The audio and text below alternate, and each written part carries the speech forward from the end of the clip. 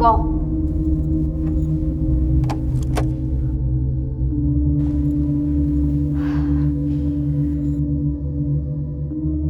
आओ प्रोफेसर।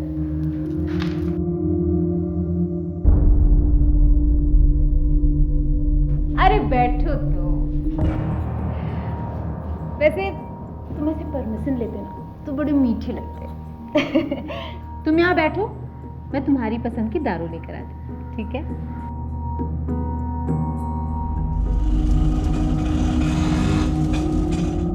चल उधर, चल, चला, छोड़ दो। चल, चल नाटक मत कर, चल, चल। क्या रे मजनू? तेरे नखरे यहाँ नहीं चलेंगे, यहाँ तो दूसरे वाले नखरे चलेंगे। चलो। अरे सलाम वालेकुम राशिद भाई। वालेकुम सलाम।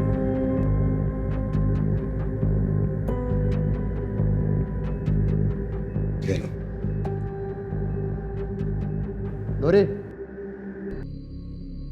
इसे मैं तेरे हवाले कर रहा हूं। आज से ट्रेनिंग शुरू कर दो इसकी। राशिद मियाँ, वो मेरा आइटम आके बैठा है, पहले उसको निपटा लूं। और हाँ, इस बार ट्रेनिंग का मैं ज्यादा लूंगी। हाँ, मिल जाएगा। ये ले प्रोफेसर, मूड बना।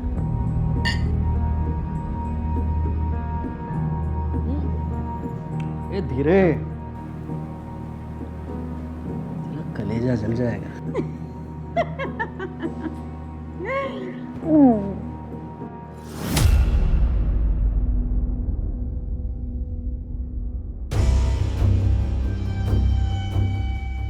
अरे राशिद। जी राघव जी। अरे कल का याद है ना भाई? बिल्कुल याद है यार फिर वो लड़की कैसी है ये तो बताओ। एकदम मस्त। तो भाई फोटो वोटो भेजो जरा, सूरत तो दिखाओ। अभी तो सो रही है, कल तक फ्रेश हो जाएगी। कल आराम से देख लेना। ठीक।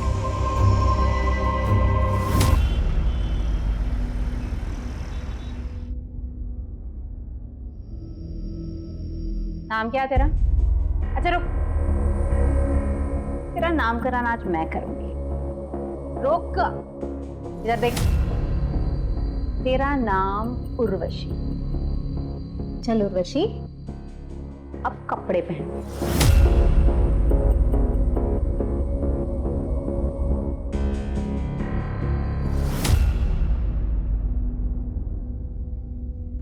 राशिद मियाँ,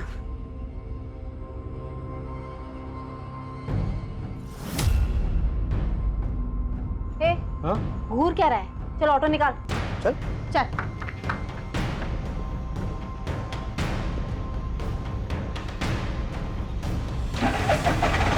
चल बैठ।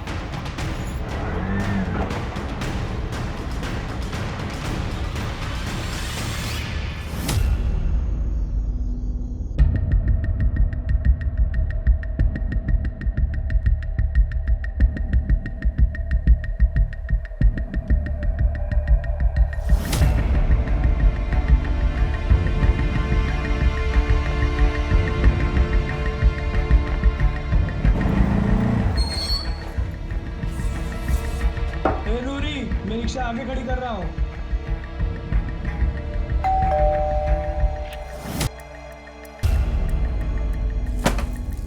तुम्हारा इंतजार था।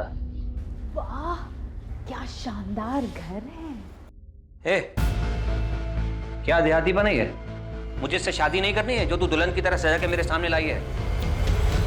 अरे लेकिन सिट, सिट। जल्दी से कपड़े चेंज करवा के ला। चल।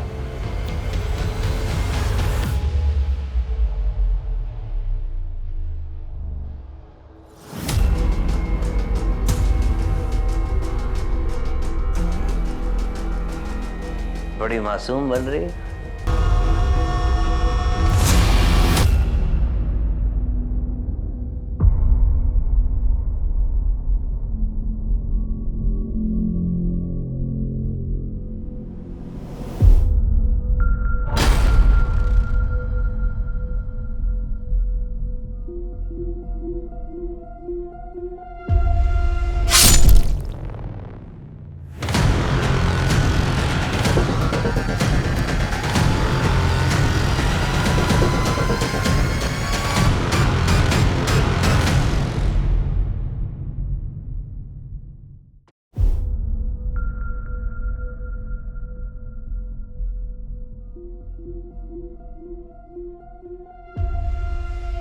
साहब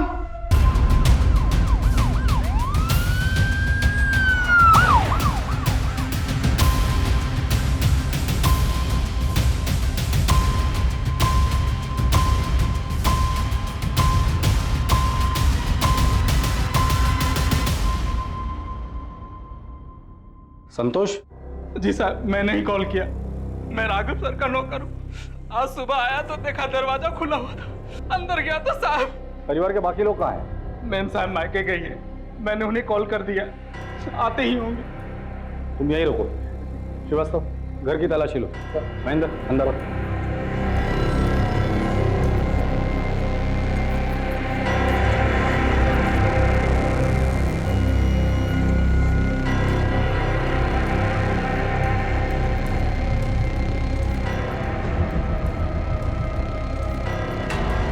नहीं सर, सारे कैमरास ऑफ किए गए थे। घर के सारे कैमरा ऑफ है?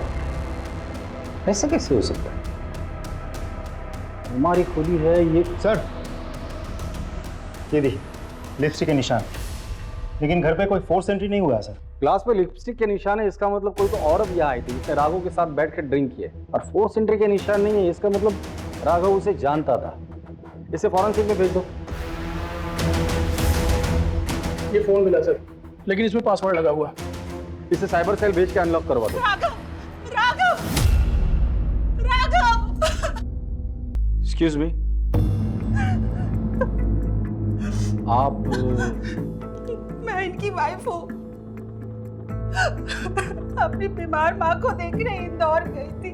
परेशान नहीं हो, मैं परसों ही आ जाऊंगी। देखो, कल अगर मेरी बिजनेस मीटिंग नहीं होती ना तो मैं तुम्हारे साथ ही चलता। कोई बात नहीं, मैं चली जाऊंगी। अच्छा, संभाल लो, लेट हो जाएगा।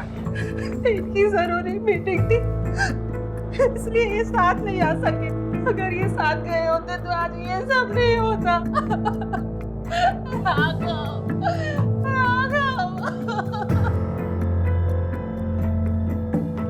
संतोष, कल तुम कहाँ थे?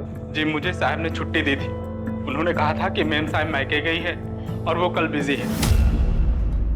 संतोष जी सर। देखो, कल पूरा दिन और लेट नाइट तक मेरी कॉन्फ्रेंस है, बिजी रहूंगा, तो तुम्हारी कल छुट्टी। ऐसा करना, तुम परसों आ जाना। कभी तनख्वाह कटी है तुम्हारी, कैसा लगता है? बुरा लगता है। मैडम को मत बताना, नहीं तो तुम्हारी तनख्वाह काट लेगी। जी साहब, नहीं बताऊंगा। अच्छा रुको, ये लो, बच्चों के लिए कुछ ले जाना। तो साहब मैं गांव चला गया अपनी बीवी बच्चों से मिलने। तुम जब चले गए थे तब साहब अकेले थे या घर पर और भी कोई था? जी साहब अकेले थे। श्रीवास्तव, इसके डिटेल ले लेना, और जब तक इंक्वायरी पूरी नहीं हो जाती तुम शहर छोड़ के कहीं नहीं जाओगे। सर, गेट के एकदम बाहर से टायर के निशान मिले। चलो। सर, ये देखिए सर। ये तो ऑटो रिक्शा के टायर के निशान है। हो सकता है कि अपराधी ऑटो से आया हो। घर में फोर्स एंट्री का निशान नहीं है, ग्लास पे लिपस्टिक के निशान है, और घर के सारे सीसीटीवी कैमरास ऑफ है। अजीब बात है। सर, ये बात मुझे भी बहुत अजीब लगी। घर के नौकर संतोष ने बताया कि घर पे जो सीसीटीवी है वो सिर्फ राघव ही एक्सेस करता था। I mean switch off switch on करना, फुटेजेस निकालना, इवन जो कोडिंग्स होते थे वो सिर्फ राघव को ही पता था। महेंद्र, एक काम करो, इस घर में जाके पता करो कोई सीसीटीवी कैमरा है क्या। अगर है तो उसका फुटेज चेक करो। सर,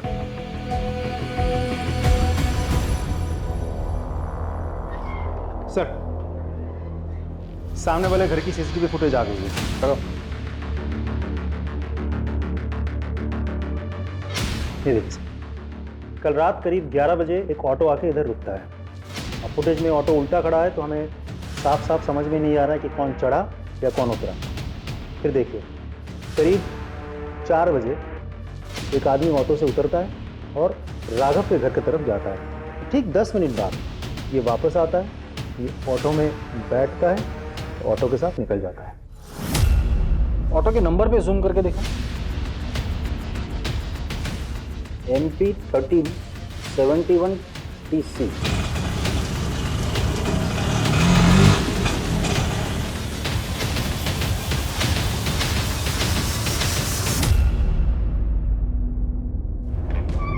सर, श्रीवास्तव, आरटीओ से उस ऑटो और ड्राइवर के बारे में कुछ पता चला?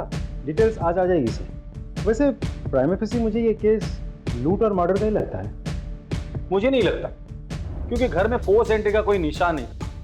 घर के अंदर जो ग्लास मिला था उस पर लिपस्टिक के निशान थे, और सबसे इंपॉर्टेंट चीज, घर के सारे सीसीटीवी ऑफ थे। वैसे सोचने वाली बात यह है श्रीवास्तव, वो ऑटो घर के बाहर रात को 11 बजे आती है और सुबह 4 बजे चली जाती है। इतनी देर वो ऑटो वहां क्या कर रही थी? सर ये मोबाइल अनलॉक हो गया सर, इसमें कुछ वीडियोज मिले।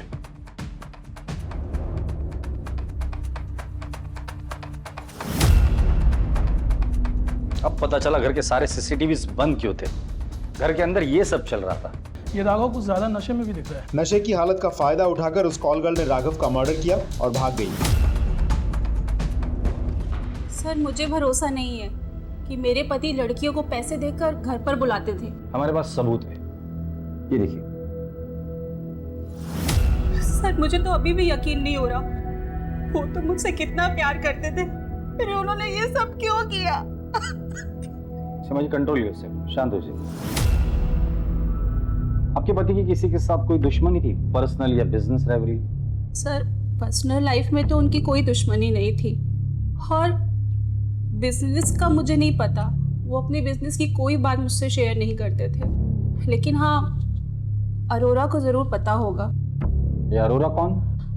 उनके पार्टनर। उनका नंबर है?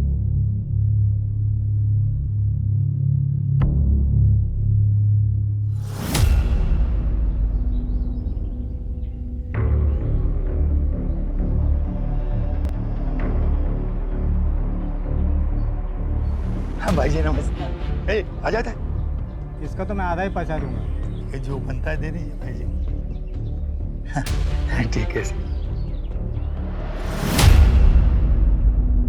हेलो, हाँ okay, thank you so much. Sir auto वाले की डिटेल्स मिल गई है। ग्रेट। उसका नाम है Majnu pilot, red light area के एक कोठे के मालिक राशिद का खास दल्ला है। एक और बात सर, राघव के कॉल डिटेल से पता चला कि पिछले कुछ दिनों से राघव इस राशिद के साथ कंटिन्यूअसली फोन पे टच पे था। इसका मतलब राघव के साथ ये जो औरत है वो कॉल गर्ल है?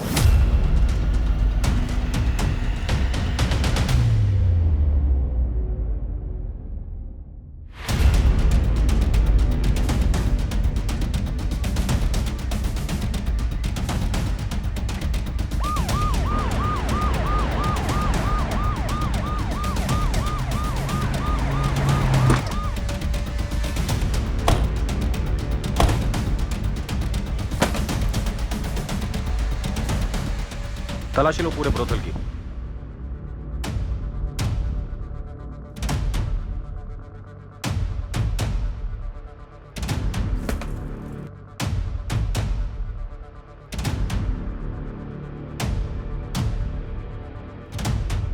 सर अंदर मंदिर के नीचे एक ड्रॉ है, उस ड्रॉ में से कुछ कैश और ये नोटबुक।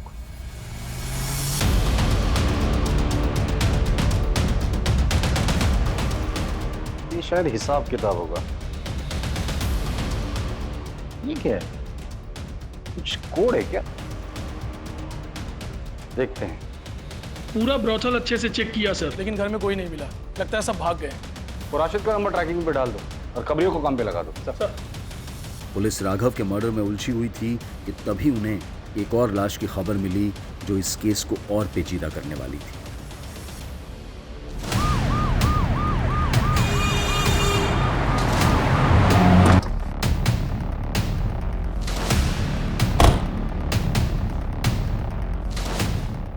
हाँ सर, मैं ही ने फोन किया था। एक मिनट सर।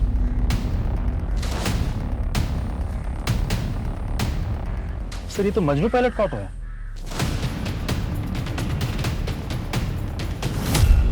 किसी भारी चीज से इसके सिर पे वार किया है। श्रीवास्तव, अगर ये लाश मजनू की है तो कोई तो है जो चाहता है कि हम राघव के कातिल तक ना पहुंचे। यू राइट सर, क्योंकि इसे बहुत कुछ पता होगा। ये राशिद का बहुत ही भरोसेमंद आदमी था। आसपास देखो कुछ मिलता है क्या? सर महेंद्र, बॉडी चेक करो।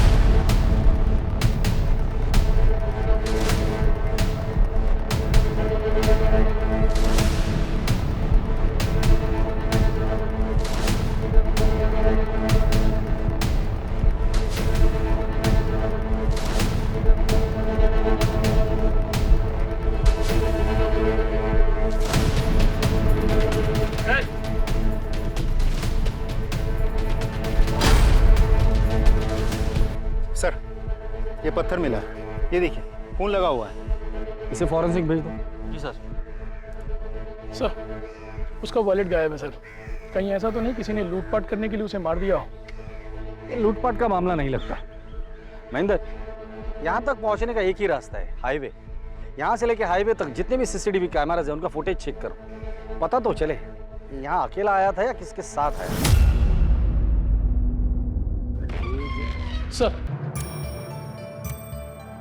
सर राघव की पोस्टमार्टम रिपोर्ट आ गई सर।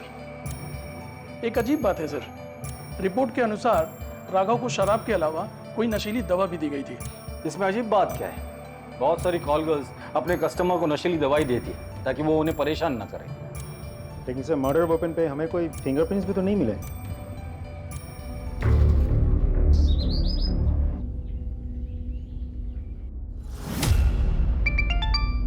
हेलो, हाँ okay thank you sir. Rashid का पता मिल गया। उठाकर लेकर आओ उसे। चलो।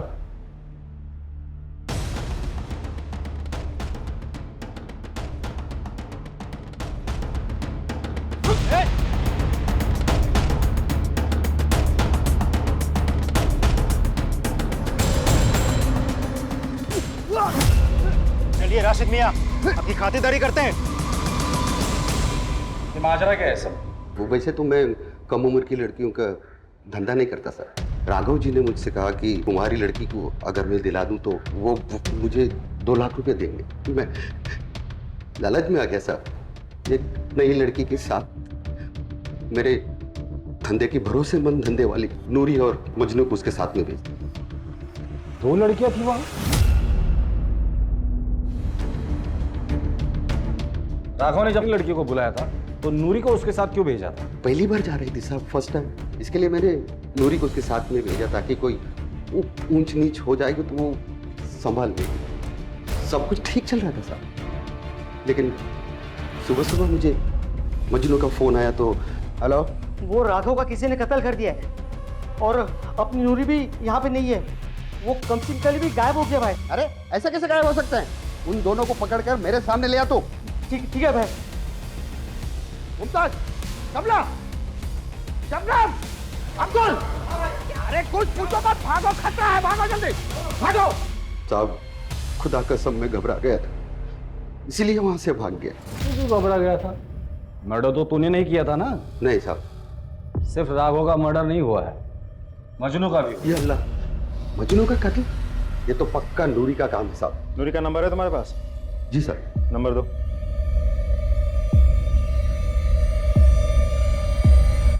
एक्सक्यूज मी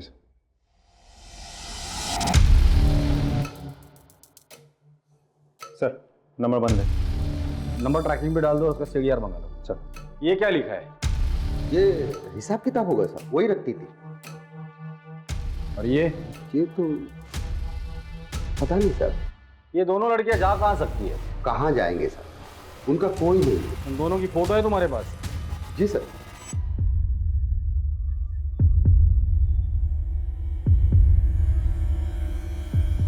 ये नूरी है। महेंद्र, क्या हुआ सर? आप जानते हैं इसे? हाँ मैं जानता हूँ इसे।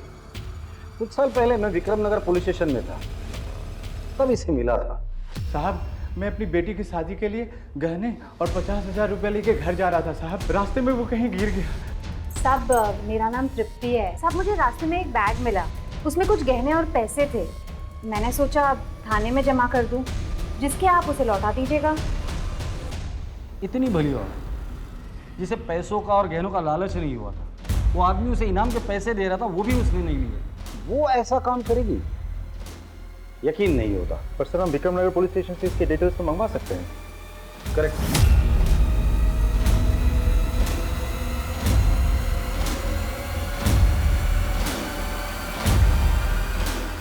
आगे गांव तक जरा हमें छोड़ देंगे? सर फॉरेंसिक रिपोर्ट के हिसाब से राघव के घर के लिपस्टिक वाले ग्लास पे हमें जो फिंगरप्रिंट्स मिले हैं, मजनू के ऑटो से भी हमें सेम फिंगरप्रिंट्स मिले हैं। अगर दोनों जगह के फिंगरप्रिंट मैच होते, इसका मतलब ये है कि ये दोनों लड़कियां ब्रोथल से निकलकर राघव के घर पर गई, उसके ड्रिंक पे नशे की दवा मिला दी, उसके बाद राघव का मर्डर किया, पैसे लिए और वहां से भाग गए। उस रात ये दो लड़कियां राघव और मजनू से मिली थी और इन दोनों का मर्डर हो गया है। एक और बात सर, मजनू के मर्डर वेपन यानी कि उस पत्थर पर सेम फिंगरप्रिंट्स हैं जो कि हमें रिक्शा और उस ग्लास पर मिले थे।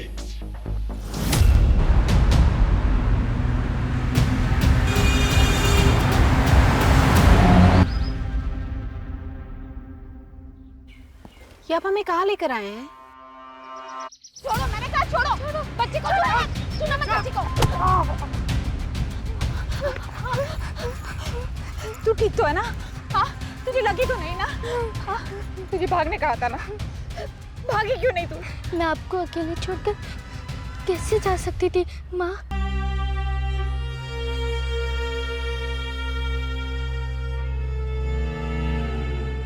ये निशान कैसा है? वो तो बचपन से ही है।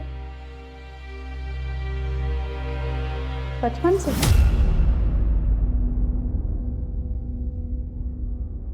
पिंकी?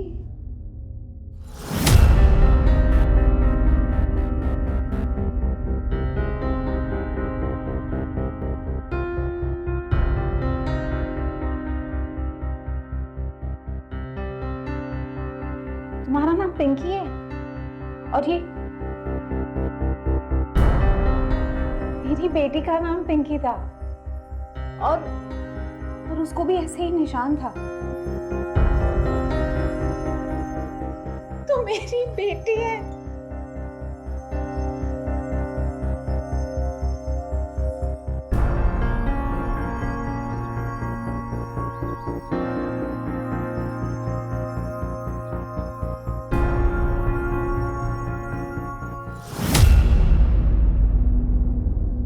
पहेली सुलझाने निकली पुलिस का सफर अब एक नए मकाम पर आकर खड़ा हो गया था, जहां वो नूरी को एक नए नाम से जान रहे थे। वो तृप्ति जो उनकी नजर में पहले एक ईमानदार लड़की थी, लेकिन अब एक कत्ल और लूट की वारदात में सस्पेक्ट थी। क्या वो भी किसी मजबूरी का शिकार थी?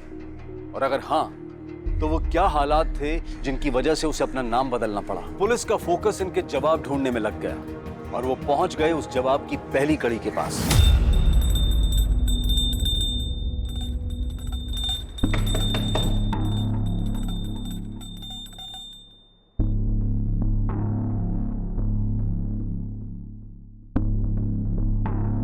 जी कहिए।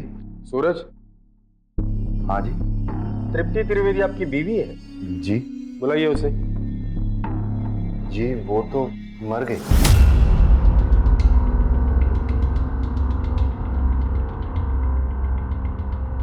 सर, अरोड़ा आया है, राघव का बिजनेस पार्टनर। बुलाओ उसे। सर काम के सिलसिले में मैं बाहर गया हुआ था, इसलिए जब आपने बुलाया तो मैं मिलने आ नहीं सका। आपके बिजनेस पार्टनर का मर्डर हो जाता है और आपको पुलिस के पास आने के लिए इतना टाइम लगता है? सर मैं तुरंत आना चाहता था, लेकिन जिस काम के लिए गया था उसे छोड़ के बीच में नहीं आ पाया। एक्चुअली जिनसे हमारी मीटिंग थी उन्हें बिजनेस टूर के लिए बाहर जाना था, तो दोबारा उनसे मिलना पॉसिबल नहीं था। क्या बिजनेस करते हैं आप लोग? और आपका और राघव का बिजनेस रिलेशन कैसा था? बिजनेस और रिलेशन दोनों फेयर और लीगल है। हम गवर्नमेंट से कंस्ट्रक्शन टेंडर लेते हैं। राघव की फैमिली लाइफ के बारे में क्या जानते हैं आप? उनके अफेयर के बारे में या वो जो प्रोस्टिट्यूट के पास जाते थे उनके बारे में क्या जानते हैं? सर अफेयर के बारे में तो मुझे कुछ पता नहीं, लेकिन उसे कम उम्र की लड़कियों का शौक था। कई बार ऑफिस में शिकायत भी की गई। आपने कभी समझाया नहीं? सर बहुत बार समझाया कि सुशील बीवी है, सुखी परिवार है। शायद अगर मेरी बात मान गया होता तो आज ये नौबत नहीं आती। जिस दिन राघव का मर्डर हुआ था, आप जानते वो किस लड़की के साथ था? नो आइडिया सर, मैं बिजनेस ट्रिप पे बाहर था। ठीक है, जब तक इंक्वायरी पूरी नहीं होती आप शहर छोड़ के कहीं नहीं जाएंगे। जी सर। जाइए। श्रीवास्तव, इसने राघव के बारे में जो कुछ भी कहा है इसके ऑफिस जाके कंफर्म करो और पता करो इसकी बात में कितनी सच्चाई है। सर, तृप्ति त्रिवेदी के मरने की नहीं बल्कि उसके मिसिंग की रिपोर्ट दर्ज है। मतलब वो जिंदा है, मरी नहीं है? Yes sir. और नूरी बनकर रह रही है? ये क्या गणित है?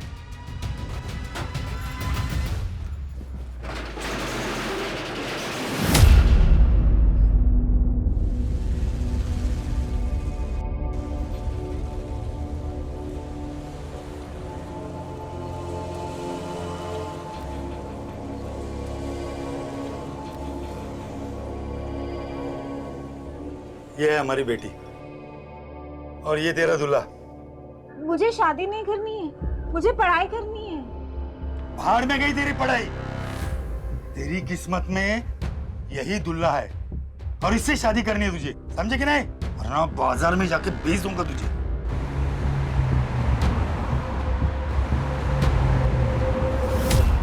वो मिसिंग ही थी साहब।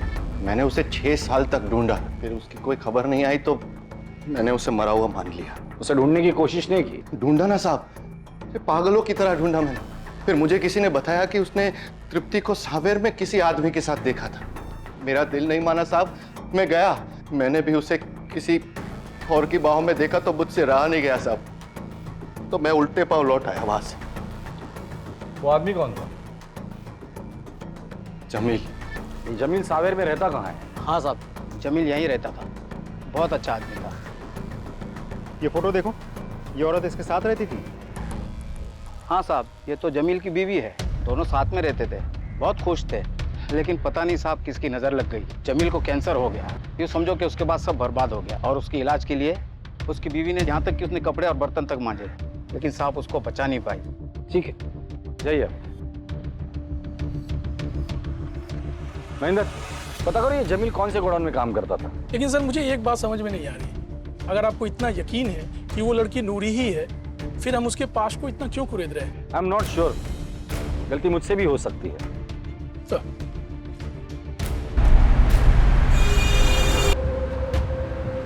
अब तू विधवा हो गई, यानी मैं तेरी शादी किसी रईस रंगीन बुढ़े से कर सकता हूँ।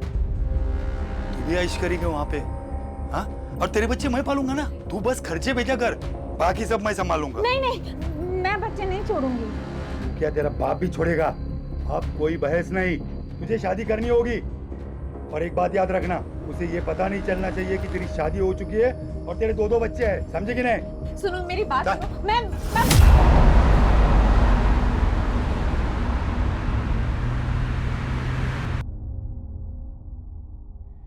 ये नंबर्स नहीं है, ये कोड नंबर्स है।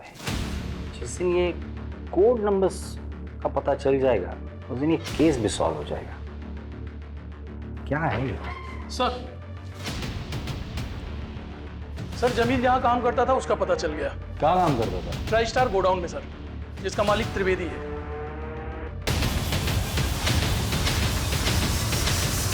मैंने आपसे झूठ बोला था, लेकिन साहब हकीकत यह है कि उसका मेरे अकाउंटेंट के साथ अफेयर था साहब। मैंने उन दोनों को रंगे हाथों पकड़ा था। तो तुमने क्या किया? मैं क्या करता साहब, निकाल दिया उसको घर से ताकि उसका पापी साहब मेरे बेटे पे ना पड़े साहब। फिर क्या साहब, भाग गई वो जमील के साथ। फिर मैंने पैसे खिला के उसकी मिसिंग रिपोर्ट लिखाई पुलिस में, ताकि मेरे पड़ोसी, समाज वाले या मेरा बेटा बड़ा हो जाए तो मुझे उनको कोई जवाब ना देना पड़े। दोबारा मुलाकात नहीं हुई इससे? हुई थी साहब, एक बार आई थी वो, जब जमील बीमार था। तू यहाँ क्यों आई? मुझे कुछ पैसों की जरूरत थी। जमील की तबीयत बहुत खराब है, उसका इलाज कराना है।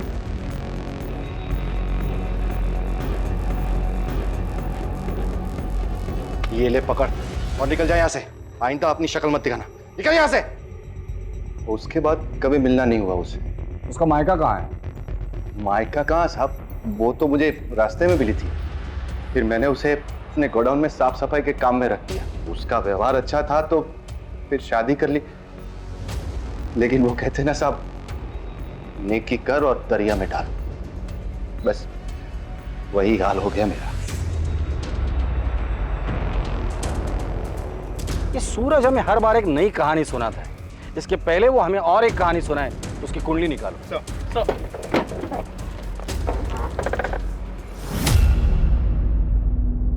ये वीडियो ध्यान से देखो।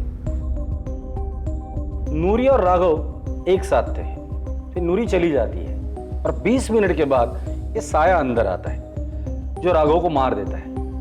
नूरी का जाना और राघव का मरना, इसके बीच 20 मिनट का फासला है। सर शायद वो दोनों राघव के बेहोश होने का इंतजार कर रहे हो। मुझे नहीं लगता।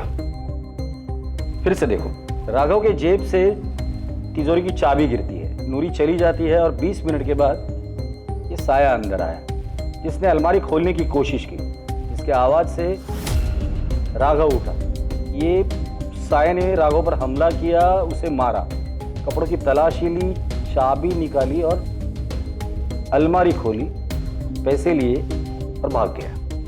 सर कुछ समझ में नहीं आया, आई एम सॉरी, बट अब कहना क्या चाहते हैं? नूरी को अगर चोरी करनी ही होती तो वो चाबी रिटर्न क्यों करती? तुम लोगों ने नूरी का कमरा चेक किया था? जी सर। क्या मिला था? कुछ खास नहीं सर, 2-3 हज़ार रुपये कैश और कुछ छोटे मोटे गहने बस।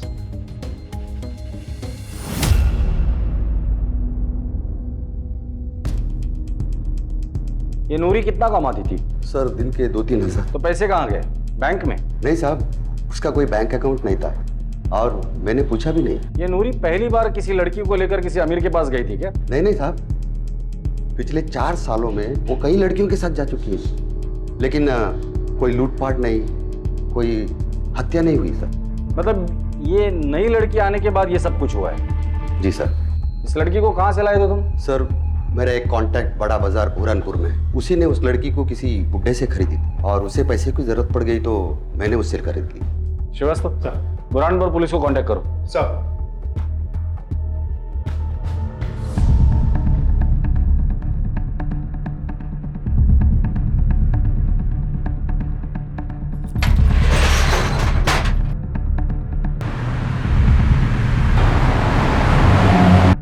नहीं सर। जी सर, मैं आपको अपडेट करता हूँ। जी सर, ओके। बोलो।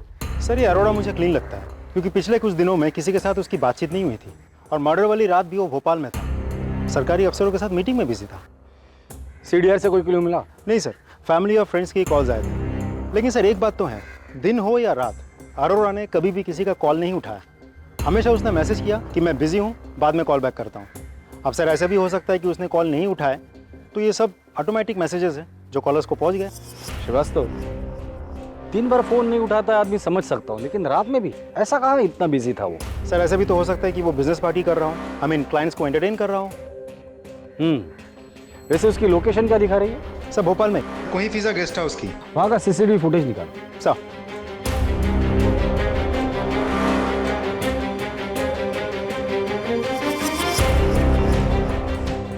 जय हिंद सर।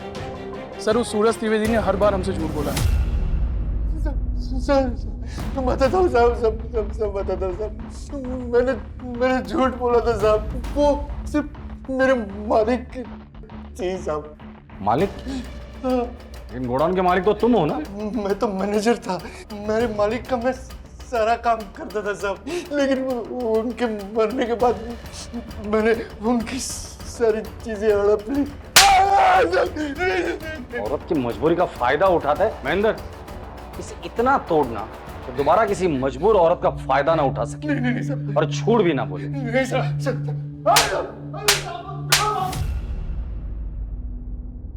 कोई फिजा गेस्ट हाउस की CCTV footage.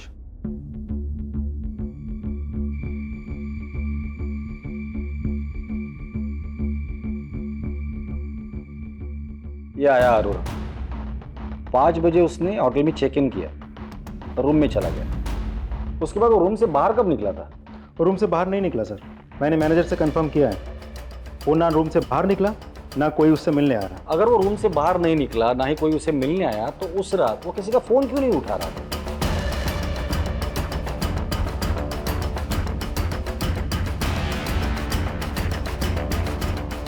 Jain, Freeganj police station से पीआई ठाकुर बोल रहा था, आपसे एक फेवर चाहिए था। जी जी, भेज दीजिए। Thank you. श्रीवास्तव, अगर कोई आदमी दिन का 2-3 हज़ार रुपया कमाता हो तो हफ्ते में कितना कमा लेता? तो 7 दिन में ऑन एवरेज 15 या 18 हज़ार रुपये। कैलेंडर निकालो, जुलाई महीना निकालना। जी सर। 8 तारीख को कौन सा दिन था? मंडे। 15 को, 22 को, फिर मंडे। ये कोड क्रैक हो गया। ये 8, 15, 22 ये मंडे है और ये 17, 16, 15 ये अमाउंट है। मतलब 8 तारीख को 17,000, 15 तारीख को 16,000 और 22 तारीख को 15,000 रुपए नूरी ने किसी को तो भेजे हैं। पता करो उसने किसको ये पैसे भेजे। सर,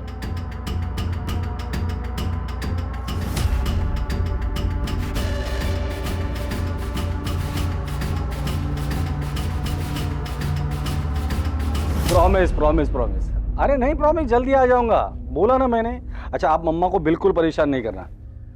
अच्छा बेटा अभी पापा बहुत बिजी है, बाद में फोन करूं? Please please please please. Okay bye.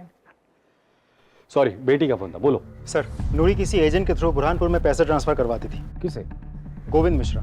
Sir interesting बात तो ये है कि ये गोविंद मिश्रा बड़ा चौक बुरहानपुर के निवासी है। सर ये वही जगह है जहाँ से राशिद ने उर्वशी को खरीदा था। बुरहानपुर के एसपी से बात करो और बुरहानपुर चलने की तैयारी करो। 1 मिनट। जय हिंद ऑफिसर। ठीक है, राघव की बीवी और अरोरा दोनों को उठाकर लेकर आ।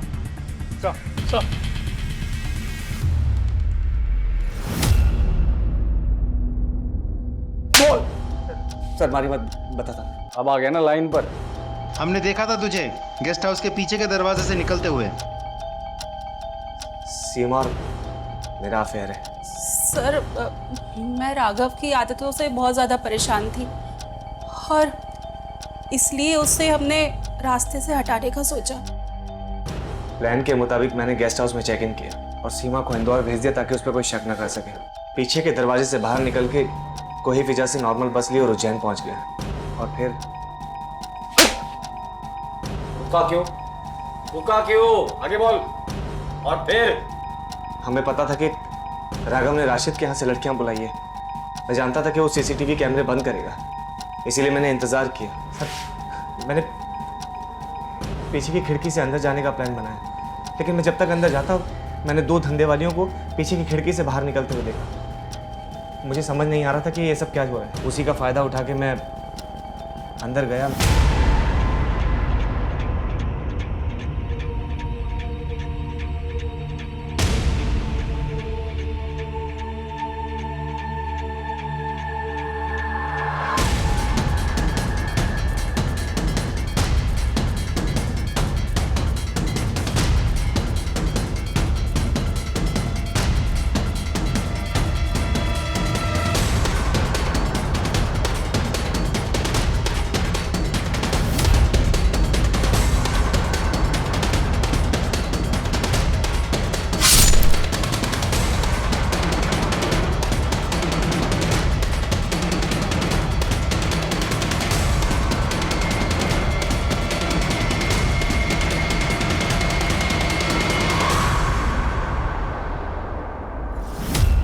प्लान तो बहुत अच्छा बनाया था। क्या सोचा था किसी को समझ में नहीं आएगा? पुलिस वाले इतने बेवकूफ है। तुम्हारा राघव अगर उसके आदतों से परेशान थी तो उसे समझा देती, अगर नहीं समझता तो डिवोर्स दे देती। इस कातिल का साथ देने की क्या जरूरत थी? एनीवेज अभी तक आपने साथ जो दिया है वही साथ जेल में दूर दूर रहकर निभाना। श्रीवास्तव दोनों के खिलाफ तगड़ी चार्जशीट बना। राघव की हत्या की गुत्थी तो सुलझ गई थी, पर नूरी का उसके बाप से उसके अपने बच्चों को बेचने का बदला अभी बाकी है। क्या पुलिस नूरी को अपराधी बनने से रोक पाएगी और क्या उसके बिछड़े बच्चों से उसको मिला पाएगी? ए, मेरे बच्चे कहाँ हैं? तृप्ति तुम? तूने मेरे बच्चों के साथ क्या किया? बच्चा है ना? बच्चे बच्चे बच्चे, अरे तेरी जान ले लूंगी मैं, बता मुझे जल्दी।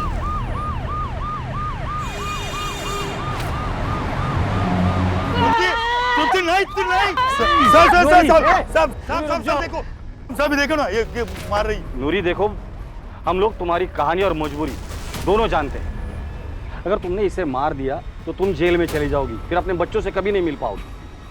और अगर ये मर गया तो इसने तुम्हारे बच्चों को कहाँ बेचा ये हमें कभी नहीं पता चलेगा। इसे जो सजा देनी है वो कानून देगा। अरेस्ट करो इसे। साहब लेकिन सुनो मेरे साहब, लेकिन मैं नूरी को सेल्फ डिफेंस में किए गए मजनू के मर्डर से कोर्ट ने रिहा कर दिया और केस बंद कर दिया। पुलिस ने नूरी से किया हुआ अपना वादा निभाया और नूरी को उसके बिछड़े हुए बच्चों से मिलवाकर दिल को छू लेने वाला एक मानवीय पहलू दिखाया। कभी कभी केस की शुरुआत में पुलिस के सामने भ्रम की स्थिति पैदा हो जाती है। पहले जो अपराधी लगता है पुलिस को, वो बाद में अपराध का शिकार निकलता है, और यहां भी यही हुआ। नूरी उर्फ तृप्ति जो शुरुआत में अपराधी नजर आ रही थी, बाद में वो खुद अपराध का शिकार निकली, और असली अपराधी सीमा और राघव। पुलिस ने अरोड़ा और सीमा को उनके अपराध की सजा दिलवाई और नूरी को उसके परिवार से मिलवाया। साथ ही साथ हमें भी आश्वस्त कराया कि उनके रहते हम सब सुरक्षित हैं। देखते हैं हमारे आज के एपिसोड की दूसरी कहानी।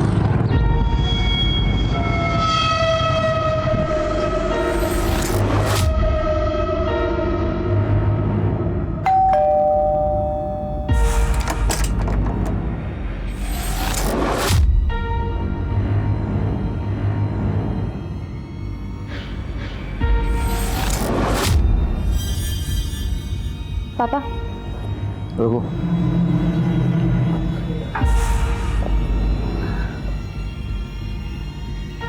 पानी। क्या बात है, आज बिना बोले ही सारे काम हो रहे हैं? कुछ चाहिए क्या तुम दोनों को? वो प्रियंका को कॉलेज टूर के लिए जाना था, इसके सारे फ्रेंड्स भी।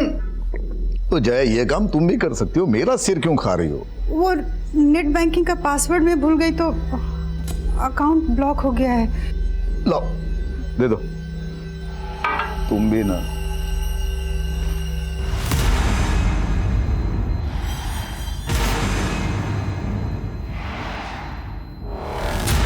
इस लड़की का फोटो क्यों रखा है फोन पर? मुझे इमोशनल ब्लैकमेल करना चाहती हो? ये लड़की मेरे लिए मर चुकी है। ऐसे मत बोलिए, आज जन्मदिन है रश्मि का। जन्मदिन उनका होता है जो जिंदा होते हैं। मरे हुए लोगों की बरसी मनाई जाती है। काश 25 साल पहले अपने हाथों से उसका गला दबा के उसे मार दिया होता, तो आज कम से कम उसकी वजह से समाज में बेइज्जत तो ना होना पड़ता।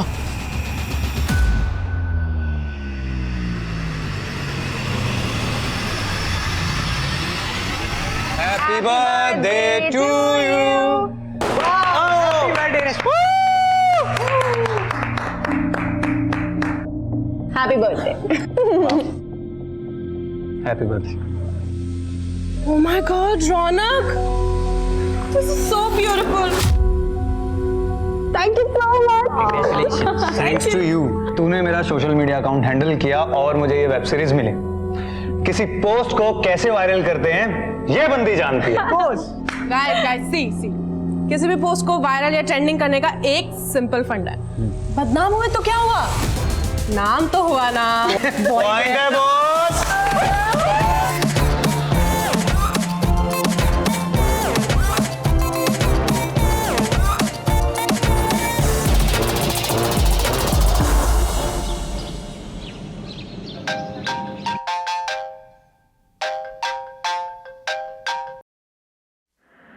हेलो रश्मि,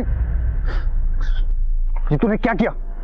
रौनक, एक मिनट, क्या हुआ है पहले ये बता। देख, मेरे सामने नाटक मत कर। मेरी इमेज की तो तूने लगा दी है, और मेरे घर पर जो तमाशा चल रहा है वो अलग। अगर मेरा करियर डूब गया ना, मैं तुझे जिंदा नहीं छोड़ूंगा। रौनक, पहले बदतमीजी से बात करना बंद करो और आराम से बताओ हुआ क्या है। अभी के अभी मेरा सोशल मीडिया चेक कर जाकर, पता चल जाएगा कि कल तूने क्या पोस्ट किया है।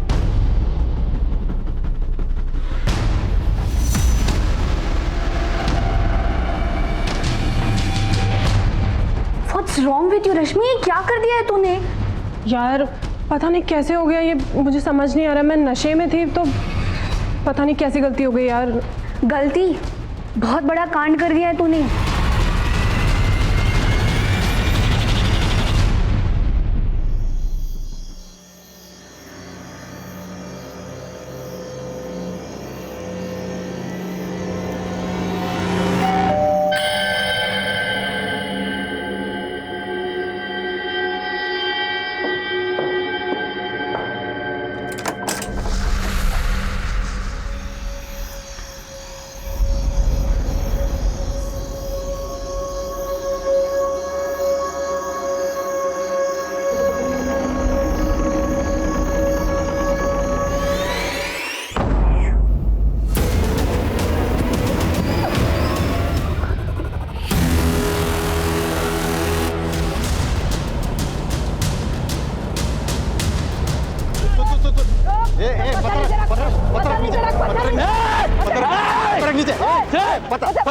पत्थर नीचे रख पत्थर। इस भिखारी के पास एक सूटकेस है जिस पर खून के धब्बे। लोगों ने देखा तो पीसीआर को फोन किया।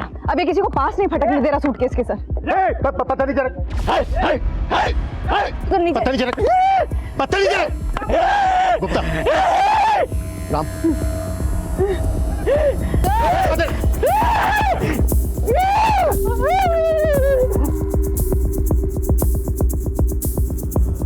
बैग खोलो।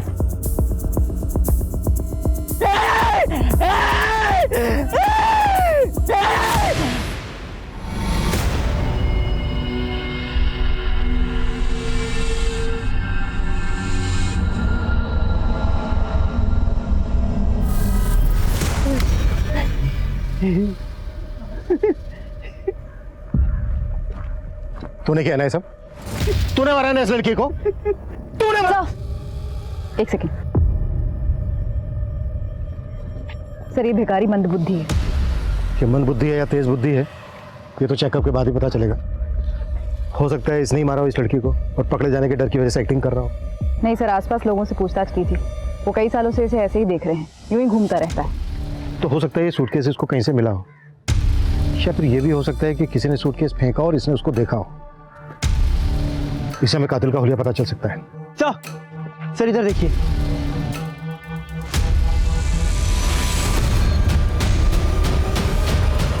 ये खून के निशान सिर्फ यहीं तक है, इसके बाद उस तरफ खून के बिल्कुल निशान नहीं है। तो इसका मतलब ये है कि सूटकेस को यहां से घसीटते हुए वहां तक ले जाया गया। यानी इस पॉइंट तक सूटकेस किसी व्हीकल में लाया गया होगा।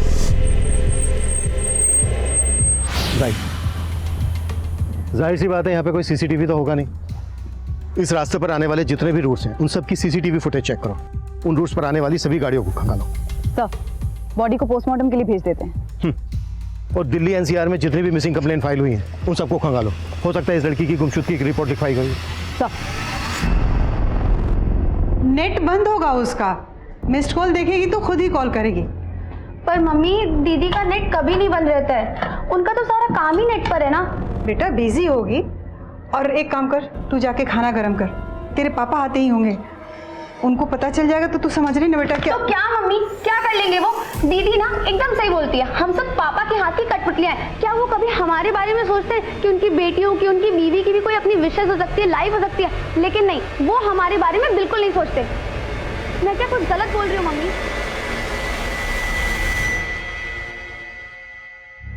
सर, विक्टिम के हाथ पे ये टैटू फ्रेंच लैंग्वेज में है।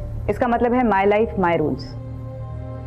माई लाइफ माई रूल्स, बताइए लड़की रेबल टाइप की होगी। वाह दी, कूल है ना? इसका मतलब है मेरी जिंदगी मेरे नियम, मेरी जिंदगी अपने हिसाब से चलाऊंगी, जैसे कि मैं हूँ।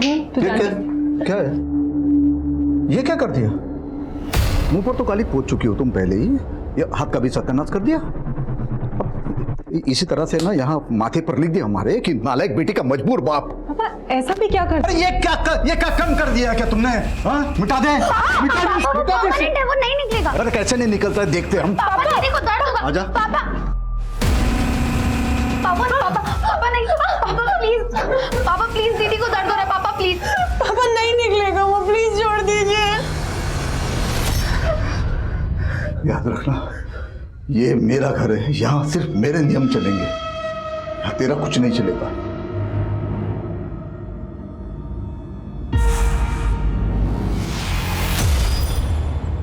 विक्टिम के बारे में और कोई इन्फॉर्मेशन मिली? सर, दिल्ली एनसीआर की सारी मिसिंग कंप्लेंट्स चेक की, लेकिन उनमें से एक का भी विक्टिम से हुलिया मिलता नहीं। प्रतिभा, एक काम करो, लड़की के हाथ पे जो टैटू बनाया है माई लाइफ माई रूल्स, ये टैटू सभी टैटू आर्टिस्ट को दिखाओ। हो सकता है जिस आर्टिस्ट ने टैटू बनाया होगा उसके जरिए इस लड़की की पहचान पता की जा सके। और एक बात, लड़की ने जो ये कपड़े पहने, देखो इन कपड़ों के जरिए इसकी पहचान पता की जा सकती है। सर,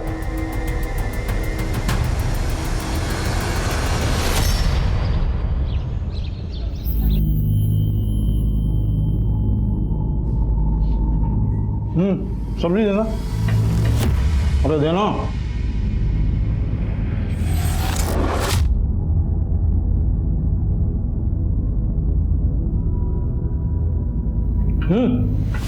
तोल की दाल दे क्या?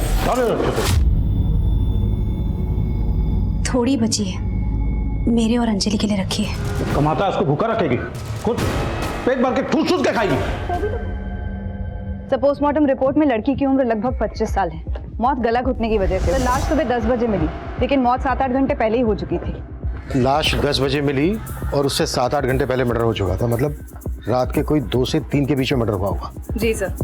बॉडी के टुकड़े मारने के बाद किए गए, वो भी किसी तेजधार हथियार से, और विक्टिम के ब्लड में अल्कोहल के ट्रेसेस भी मिले। Sexual assault? बहुत ही ब्रूटली हुआ है, प्राइवेट पार्ट बुरी तरह से डैमेज। टैटू के जरिए लड़की के बारे में कुछ पता चला? तो सभी टैटू आर्टिस्ट का यही कहना है कि ये tattoo my life my rules 1-2 साल पहले काफ़ी पॉपुलर हुआ था, तब कई लोगों ने बनवाया था। इनफैक्ट सर, लड़की के कपड़ों से भी कोई क्लू नहीं मिला है। प्रतिभा, एक काम करो, लड़की की फोटो सभी न्यूज़पेपर में पब्लिश करवाओ, शायद कोई आइडेंटिफाई कर ले। सब सरकार ने कल से धारा 144 लागू कर दी है। सुना है बहुत खतरनाक बीमारी है ये। अब बता, चाइना में तो कई लोगों की मौत भी हो गई वायरस की वजह से। अब पता नहीं क्या क्या दिन दिखाएगा ये कोरोना यार।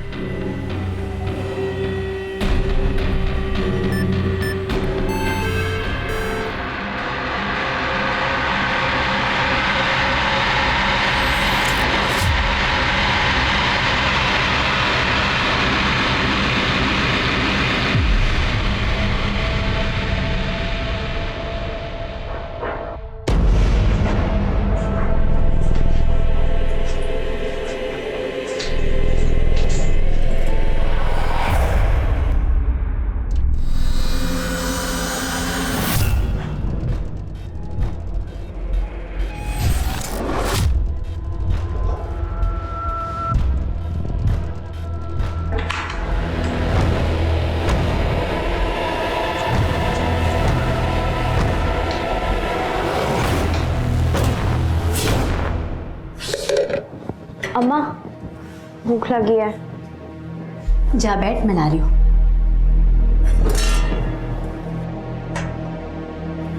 माँ, हाँ, सब्जी नहीं बनी? तेरे बाबा के लिए रखी है बेटा। तू जानती है ना, अगर उन्हें कम पड़ा तो हम दोनों को खा जाएंगे। पता नहीं कब पीछा छूटेगा उस आदमी से। ऐसा नहीं बोलते बेटा, जैसे भी हैं तेरे बाबा हैं, और हमें जो भी मिल रहा है ना उन्हीं की वजह से मिल रहा है, समझी? इंदु भाभी, गैरेज में एक एक्सीडेंट हो गया, जल्दी चलिए।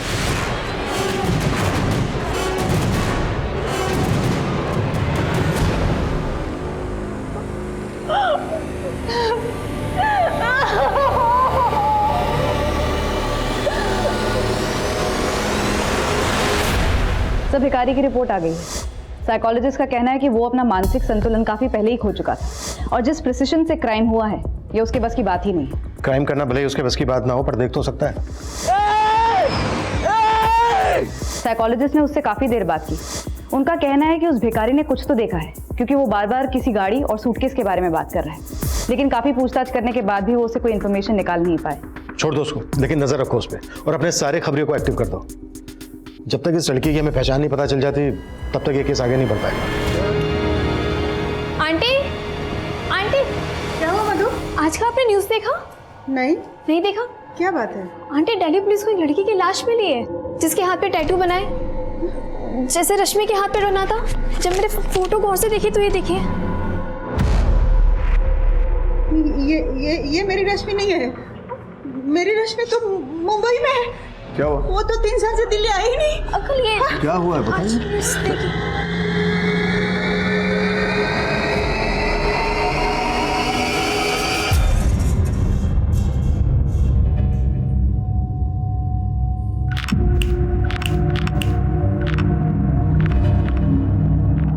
बेटा डरो मत, वो लड़के तुम्हें नहीं छेड़ेंगे अब। अच्छा बताओ, भूख लगी है? एक चाय और एक बिस्किट देना बच्ची को।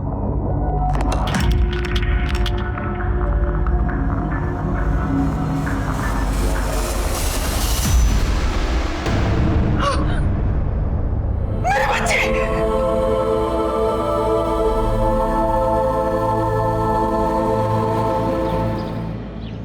रश्मि तो मुंबई में रहती थी। जब हमने अखबार में खबर पड़ी।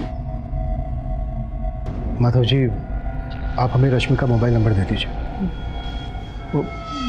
मोबाइल? सर, वो रश्मि दीदी का फोन चोरी हो गया था, तब से उन्होंने नया नंबर नहीं लिया।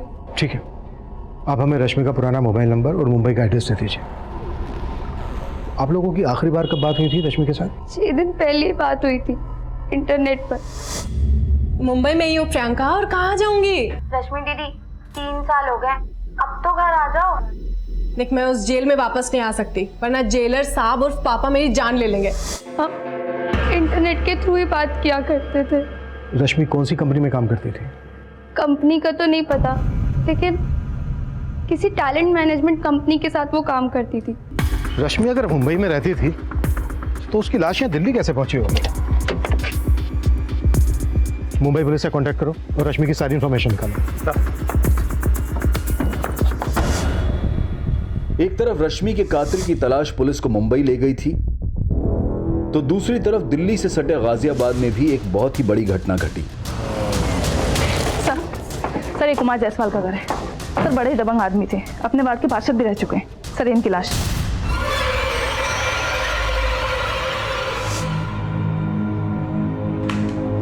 गला घोंट कर मारा गया इनको। लाश से बदबू भी बहुत आ रही है, लेकिन ये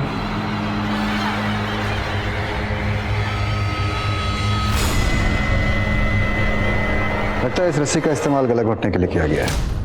कांस्टेबल, इसको फॉरेंसिक जांच के लिए भेजो। अच्छा, घर में लूटपाट जैसी भी कोई घटना घटी है? हाँ सर, पूरा घर बिखरा पड़ा है। सबसे पहले लाश को किसने देखा? सर, इनके पड़ोसी अजीत महतो। साहब, 1-2 दिन से मैंने जायसवाल साहब को नहीं देखा, और जब ये थाली वाला कार्यक्रम हो रहा था उस वक्त भी बाहर नहीं आए। अरे जायसवाल साहब, जायसवाल साहब, अरे बाहर निकलो।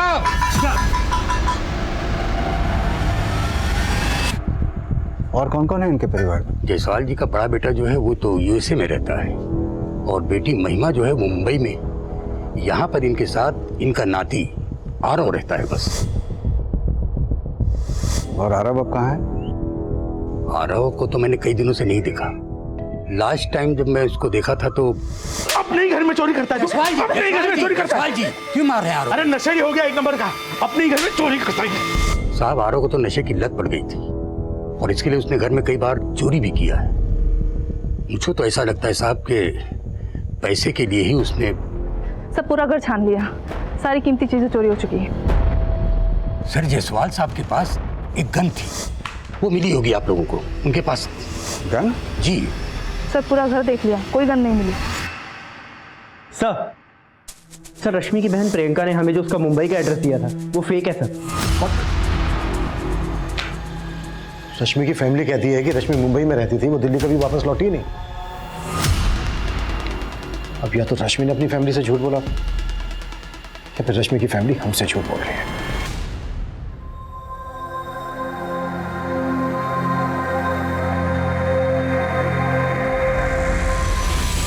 बेटा, मुंबई जाना जरूरी है क्या? हाँ माँ, मेरी ड्रीम जॉब है। जो सैलरी मुझे मुंबई में मिलेगी वो नोएडा।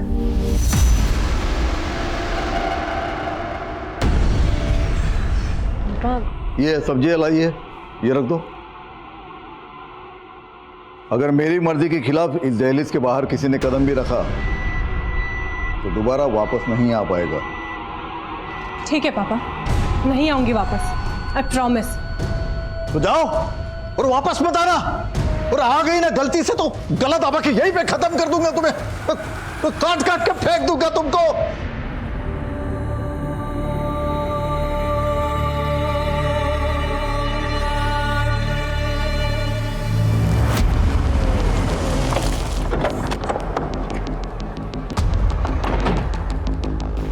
ये क्या बात कर रहे सर आप? हम आपसे झूठ क्यों बोलेंगे भला? देखिए, पहली बात तो मेरी रश्मि से कभी बात होती नहीं थी, ये प्रियंका की बात होती रहती थी। तो प्रियंका तो बता देना उनको।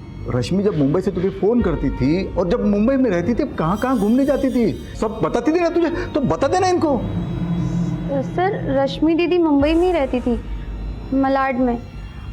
वो दिल्ली में रहती थी, उन्होंने कभी मुझे ऐसा बताया नहीं। और वो मुझसे क्यों झूठ बोलेंगी सर? प्रियंका, अगर कोई ऐसी बात है जो तुम अपने माँ बाप के सामने हमसे नहीं बताना चाहती तो 1 मिनट माधव जी, 1 मिनट, तो तुम हमसे अलग से भी बता सकती हो। नहीं सर, ऐसी कोई बात नहीं। ये रश्मि का परिवार हमसे झूठ बोल रहा है और एक दूसरे से भी। रश्मि की फैमिली पे नजर रखो सर। और सर, रश्मि के पुराने नंबर की डिटेल्स कल तक आ जाएंगी। वो किन किन लोगों के साथ टच में थी ये भी पता चल जाएगा। रश्मि के दोस्तों से मिलते हैं। हो सकता है जो बात हमें रश्मि की फैमिली नहीं बता रही उसका दोस्त बता दे। सर कुमार जायसवाल का नाती आरव, उसका अभी तक कुछ पता नहीं चला है। लेकिन सर एक काम की खबर हाथ लगी है। एक ड्रग पेडलर अंकुर है, उसके साथ इस आरव का उठना बैठना था। ठीक है, ये माना कि अंकुर आरव को ड्रग सप्लाई करता था, लेकिन इससे कहीं साबित नहीं होता कि उसका मर्डर से कोई लेना देना हो सकता है सर, क्योंकि अंकुर ने आरव को ड्रग्स दिए थे बेचने के लिए, लेकिन ये नशे का आदी आरव, उसने सारे ड्रग्स खुद ही उड़ा दिए। तब तो ये अंकुर आरव के पीछे हाथ धो करके पड़ गया होगा अपने नुकसान की भरपाई करने के लिए। जी सर, घटना के 3 दिन पहले आरव गया था अंकुर को पैसे देने के लिए, लेकिन कुमार जायसवाल ने इन दोनों को देख लिया था।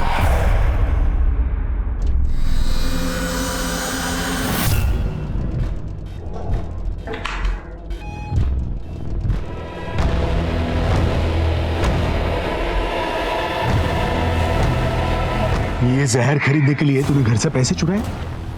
हाँ? यही से कहा तुझे। तू कहाँ जा रहा है? पैसे दे मेरे, वरना गोली मार दूंगा। पैसे दे, पैसे दे। पैसे रोक, रोक। अपने खबरियों से कहो इस अंकुर की कुंडली खंगा ले। सर रश्मि के फादर माधव अंकल बहुत कंजर्वेटिव और गुस्सैल आदमी है। ऊपर से वो रश्मि से तो बहुत ज़्यादा ही चिढ़ते थे। एक बार तो अच्छा सुनना, हाँ। वो फाइल प्लीज आज मुझे कंप्लीट करके दे दे। हाँ, और मेरी फाइल रहेगी, वो भी ईमेल मैं करना। लेट हो रहा हूँ, जो निकलना है। अच्छा, और कल तुम्हें कब तक करना बता देना मेरे को, ठीक है? चलो हाँ ठीक है। पापा ये दोस्त है मेरे। दोस्ती का मतलब बताया मैं। चल घर चल, चल घर चल, बताते हैं तुमको। और फिर घर ले जाने के बाद भी उसकी बहुत पिटाई की। उसके बाद से तो रश्मि ने शहर भी छोड़ दिया। फिर मेरा भी कोई कांटेक्ट नहीं रहा उससे। क्या रश्मि वाकई किसी के साथ रिलेशनशिप में थी? I am not very sure sir, लेकिन ऑफिस से कई बार वो हाफ डे लेकर निकल जाया करती थी, तो मुझे भी ऐसा लगा कि शायद she is seeing someone, but उसने मुझे ऐसा कभी बताया नहीं। क्या रश्मि के फादर माधव का रश्मि की हत्या में हाथ हो सकता है? I am not sure sir, पर मैं रश्मि को उसके कॉलेज के टाइम से जानती हूँ। कॉलेज में वो किसी भी लड़के से बात नहीं करती थी, अपने पापा के डर की वजह से। उसके पापा ने अपनी दोनों बेटियों को धमका के रखा था कि किसी भी लड़के से बात की तो वो जान से मार देंगे। ये क्या बोल रहे सर आप? अगर मुझे रश्मि को मारना ही होता तो 3 साल पहले ही मारता मैं, जब मेरी मर्जी के खिलाफ उसने हमारे घर के दहलीज के बाहर कदम रखा था मुंबई जाने के लिए। देखिए सर, मैं बाप हूं उसका, और एक बाप का कर्तव्य होता है बच्चों को डिसिप्लिन सिखाना, जो कि मैंने मेरा कर्तव्य किया है। मैं बोल रहा हूं ना कि रश्मि के साथ ये जिस किसी ने भी किया है ना, उसे कड़ी से कड़ी सजा मिलनी चाहिए। तो मिलकर रहेगी, तो चाहे वो कोई भी हो, आप ही क्यों ना हो। अगर आपको यह लगता है कि यह सब मैंने किया है तो आप साबित करके दिखाइए। अब मैं चलूं?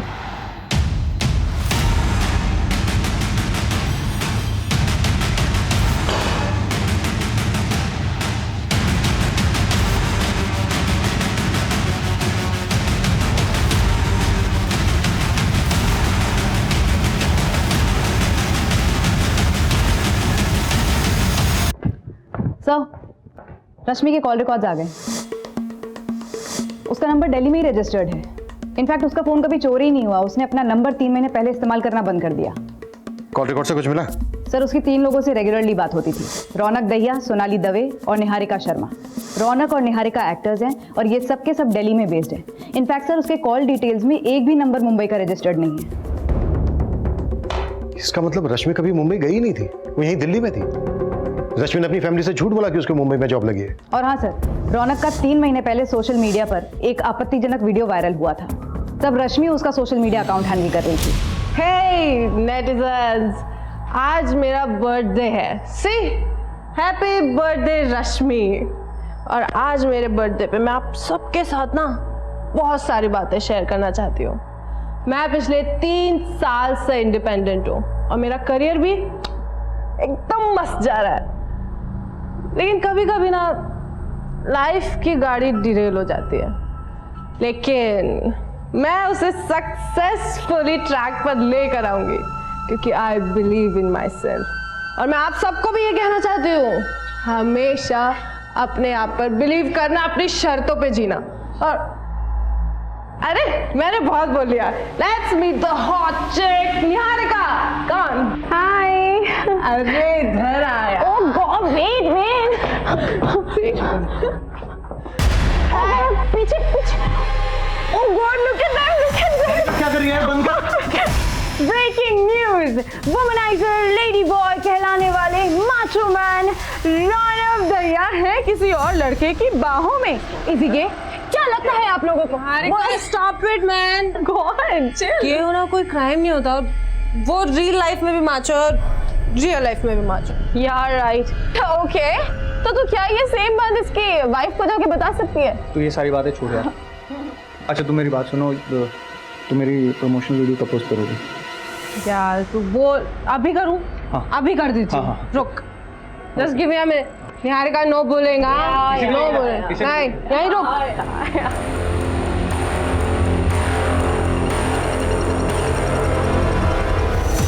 अगर मेरा करियर डूब गया ना, मैं तुझे जिंदा नहीं छोड़ूंगा। रौनक पहले बदतमीजी से बात करना बंद करो और आराम से बताओ हुआ क्या है। अभी के अभी मेरा सोशल मीडिया चेक कर जाकर, पता चल जाएगा कि कल तूने क्या पोस्ट किया। पीछे देख पीछे देख।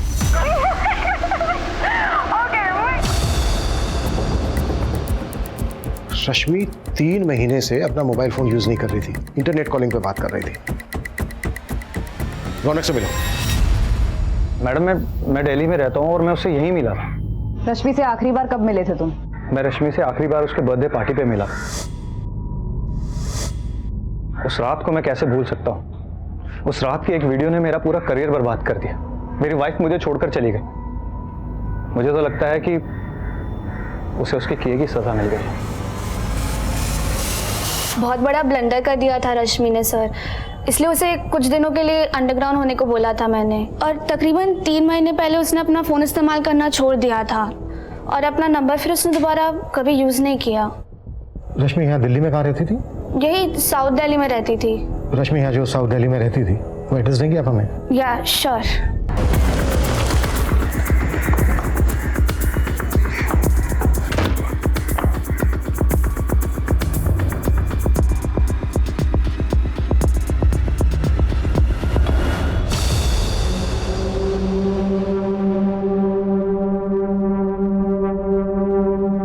रश्मि का मर्डर यहीं किया गया है। पूरा घर चेक करो, कुछ भी छूटना नहीं चाहिए। मर्डर के बाद ब्लड साफ करने की कोशिश की गई है, फिर भी ब्लड के निशान छूट गए। वो जो एक्टर है रौनक, उसकी कुंडली निकालो। उसके पास तगड़ा मोटिव है मर्डर करने का। आसपास चेक करो कि कोई सीसीटीवी है क्या। अगर मिलता है तो मर्डर वाले दिन की फुटेज चेक करो और रश्मि के मोबाइल का IMEI नंबर निकालो। पता करो कि उसमें कोई दूसरा नंबर एक्टिव हुआ था क्या।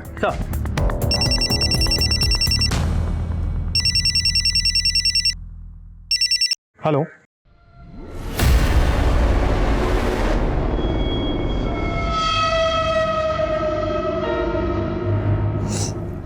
सब आपकी वजह से हुआ है ना। आप बेवजह शक करते उस पे और ना 3 साल से हमारी बच्ची इसी शहर में रह रही थी, लेकिन एक बार हमसे मिलने तक नहीं आई। इसी बात को तुम समझ नहीं रही हो जया? 3 साल से इसी शहर में थी ना, फिर भी उसने तुमसे झूठ बोला। अपने घर से ज्यादा उसे अपनी आजादी प्यारी थी।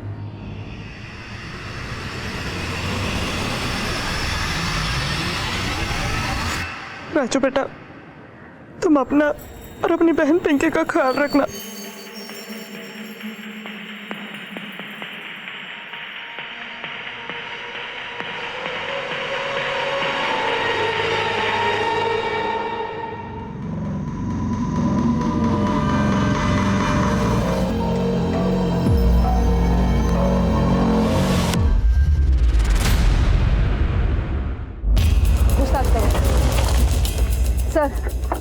सर ये फैमिली 4 महीने पहले ही यहाँ शिफ्ट हुई थी। हरीश एक प्राइवेट कंपनी में जॉब करता था, लेकिन कोविड के कारण वो कंपनी बंद हो गई। आइए सर, ये देखिए सर, ये हरीश। सर एक बॉडी बेडरूम में भी है, ये देखिए सर।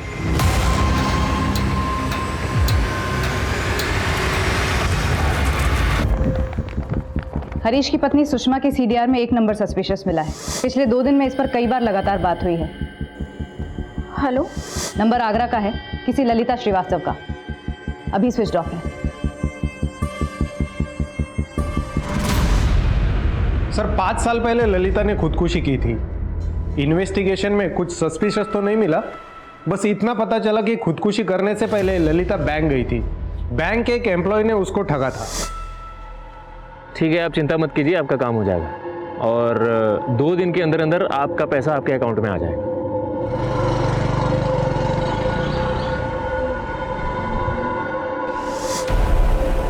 कौन था वो? ये केशव नाम है इसका। इसने ललिता को वादा किया था उनके जमीन पर वो लोन दिलवाएगा, लेकिन जमीन को धोखे से बेच दिया। अभी तक हमारे हाथ नहीं लगा है। ठीक है, तुम हमें इसकी सारी डिटेल्स दो। सर, कौन हो सकता है वो जो 5 साल पहले मिली ललिता के मोबाइल नंबर से हमारी दूसरी विक्टिम सुषमा से बात कर रहा था? हाँ प्रतिभा। सर, रश्मि के मोबाइल के IMEI नंबर से एक नए नंबर का पता चला है। उसका CDR निकाला तो पता चला वो किसी मनीष अग्रवाल नाम के आदमी से टच में थी। मैं आगरा से निकल रहा हूँ, थाने बुलाओ उसको।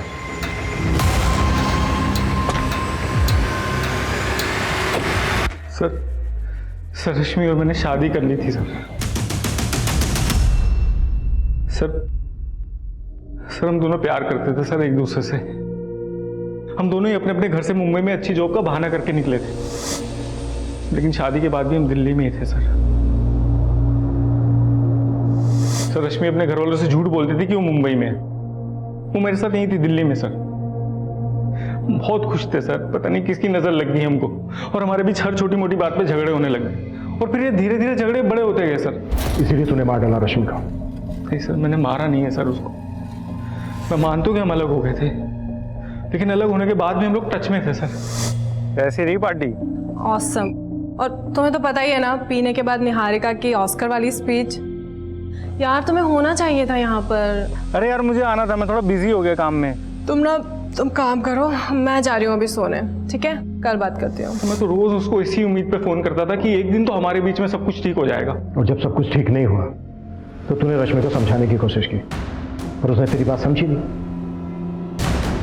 इसलिए मार डाला रश्मि को तूने। उसने मारा नहीं है सर उसको सर मैं प्यार करता था उससे, उसे अपनी जिंदगी में वापस लाना चाहता था। तो जितना अपने आप को शरीफ दिखाने की कोशिश कर रहा है उतना है नहीं।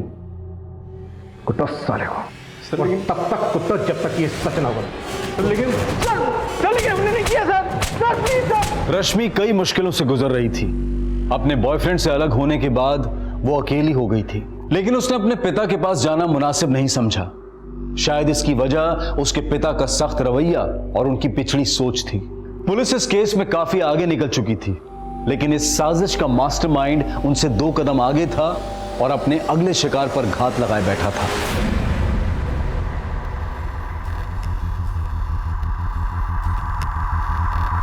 अंजलि बेटा, कितनी देर कर दी? सॉरी माँ, काम थोड़ा ज़्यादा था। बस काम काम काम काम के चक्कर में ना तुम माँ को भूल जाएगी, है ना? अब आप नाराज मत हो। अच्छा एक काम करते हैं, हम ना आपका दिमाग ठंडा करने के लिए ठंडी ठंडी कुल्फी खाते हैं। यहाँ पास ही में बहुत अच्छी मिलती है। क्या हुआ? कुछ नहीं, चल। कब से बैठ के इंतजार कर रही थी मैं, अब आएगी अब आएगी।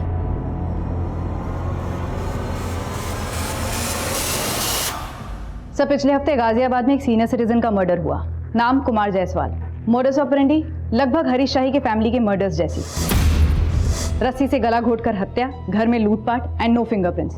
और हाँ सर, गाजियाबाद पुलिस को क्राइम सीन से नायलॉन की रस्सी मिली। नायलॉन की रस्सी? कोई अरेस्ट हुआ था उस केस में? 2 लोग सस्पेक्ट हैं। विक्टिम का नाती आरव, जो कि ड्रग एडिक्ट है, और उसका ड्रग डीलर अंकुर। ये दोनों लोग फरार हैं। सब पूछताछ में पता चला है पिछले 2-3 हफ्तों में गाजियाबाद और गुड़गांव में इस तरह की घटनाएं होती रही हैं। मतलब रस्सी से गला घोंटकर हत्या और क्राइम सीन से कोई फिंगरप्रिंट नहीं। वो हरीश शाही केस की फाइल देना।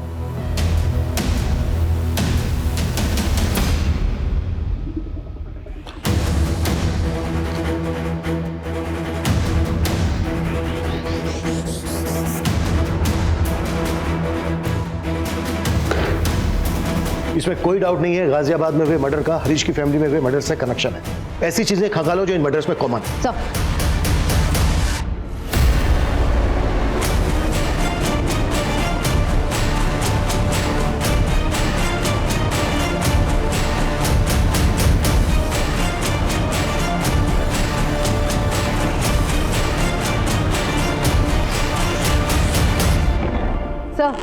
गाजियाबाद, फरीदाबाद और गुड़गांव के जिन घरों से लूटपाट और मर्डर के केसेस रिपोर्ट हुए हैं, वहां पड़ोसियों से बातचीत की तो उन्होंने बताया कि उन्होंने कुछ भी सस्पिशियस नोट नहीं किया। सर, किसी भी घर में सीसीटीवी नहीं था, तो कौन आया कौन बाहर गया इसका कोई रिकॉर्ड नहीं। लेकिन सर, जब मैंने उन घरों तक जाने वाले रास्ते की सीसीटीवी खंगाली तो एक बड़ी चौंकाने वाली बात हाथ लगी।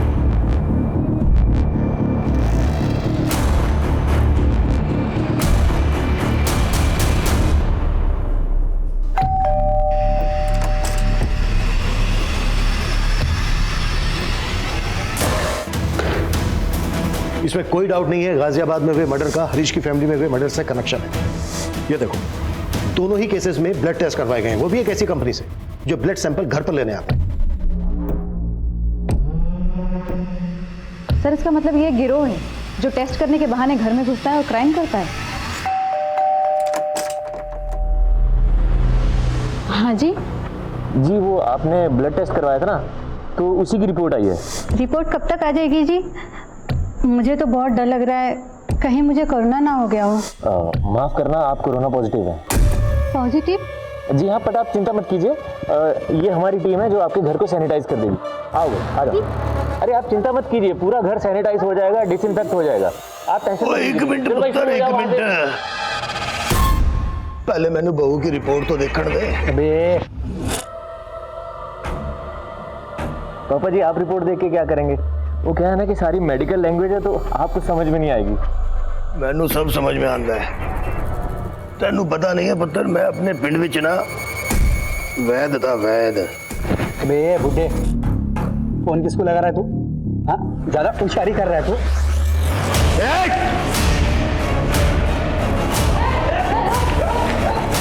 उतारो उस सबके नकाब।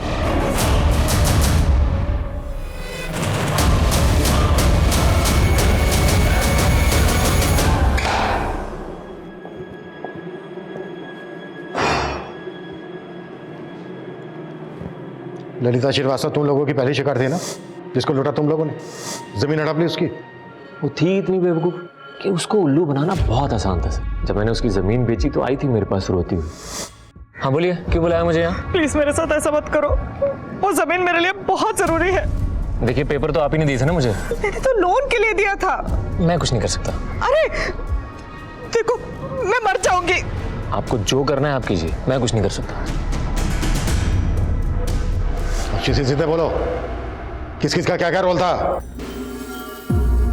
सर, बशीर एक कंपनी में काम करता था जो लोगों के घरों में जाकर लोगों के ब्लड सैंपल और पैथोलॉजिकल कलेक्ट करते थे। और सर फिर यही हमें बताता था कि किस किस घर में कितने लोग रहते हैं और उनकी कितनी प्रॉपर्टी है। फिर अंजलि हर जगह जाके रेकी करती थी। हाँ सर, बहुत ही बेकार हालत में मिली थी सर मुझे, एकदम भूखी प्यासी।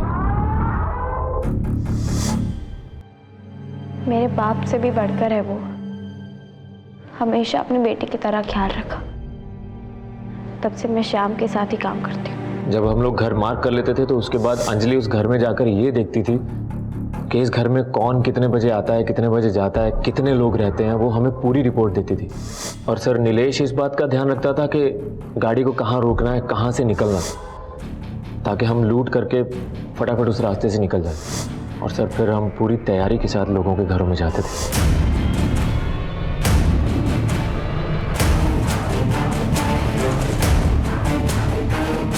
रश्मि को भी तुम ही लोगों ने मारा ना? जी, सब पता कर लिया है हमने। मेरे पास भी रश्मि के केस में एक लीड है। रश्मि ने अपने मर्डर से एक दिन पहले सेम कंपनी को अपने ब्लड टेस्ट के लिए सैंपल दिया था। ये बोलो, रश्मि के साथ अलग क्यों? रश्मि का मर्डर हमारे प्लान में शामिल नहीं था। ये तो सब इसकी वजह से हुआ सर। हम लोग एक्चुअली 18 तारीख को उसका घर लूटने वाले थे, लेकिन ये सब भी पहुंच गया उसके घर में। साहब वो अंजलि के साथ रेकी पर गया था, तब दिखी थी पहली बार रश्मि। उसको देखते ही मेरा बत्ती जल गया सर। तो कितने लोगों को लूटा तुम लोगों ने? सर यही कोई 500-550 लोगों को ठगा होगा। इनकी चीखें 1 किलोमीटर दूर तक सुनाई देनी चाहिए पुलिस स्टेशन के। ये लो कुत्ता सालों को।